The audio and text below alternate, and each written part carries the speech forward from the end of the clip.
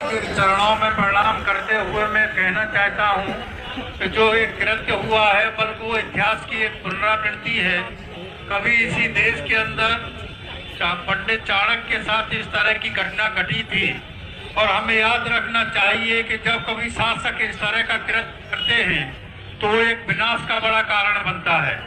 हम आज भी भारतीय किसान यूनियन महात्मा टिकैत के राष्ट्रीय अध्यक्ष अनिल दलाल जी हम ये सरकार से कहते हैं कि अपनी गलती को मानते हुए और शंकराचार्य जी को गंगा स्नान करने के लिए उन्होंने एक सम्मान सहित उन्हें ये फैसला लेना चाहिए। इस तरह की हट धर्मता शासक की ठीक नहीं है।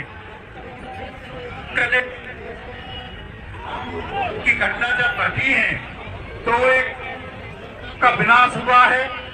हम यही इसी बात को कहते हैं कि इस गंगा तट की पावनी धरती पर सरकार इस बात को फिर से विचार करे। और अभी शंकराचार्य जी जो इस बात को कह रहे हैं कि कुछ सत्ता के लोगों के द्वारा एक सिर्फ शब्दों का इस्तेमाल हो रहा है, उसकी व्यवहारिकता नहीं दिख रही है।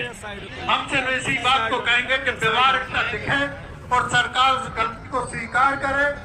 स्वीकार करने के बाद जो एक विनाश की तरफ जो एक रास्ता जा रहा है उस रास्ते को रोकना चाहिए। मैं इन्हीं शब्दों के साथ फिर से कहूंगा, मैं परम श्रद्धेय शंकराचार्य जी से भी हम ये आशा नहीं करते बल्कि उनका एक स्वभाव है, संत का माफ करना एक स्वभाव है, वो अपने स्वभाव से दूर नहीं जा सकते। अभी भी उन्होंने कहा है कि जिस बच्चे ने इस तरह की घटना को अंजाम दिया है उसके लिए वो कह रहे हैं कि हमारे मन में आज भी उसके लिए श्रद्धा है। ये बहुत बड़ी बात है। लेकिन हम सरकार से फिर से कहते हैं किसान उनके साथ हैं और किसान इसलिए साथ हैं कि इस तरह का कृत्य वो देश के हित में नहीं है, वो ना गाय माता के हित में है, ना देश के हित में है, ना किसान के हित में है। इस देश को प्रदेश को विनाश की तरफ नहीं ले जाना चाहिए।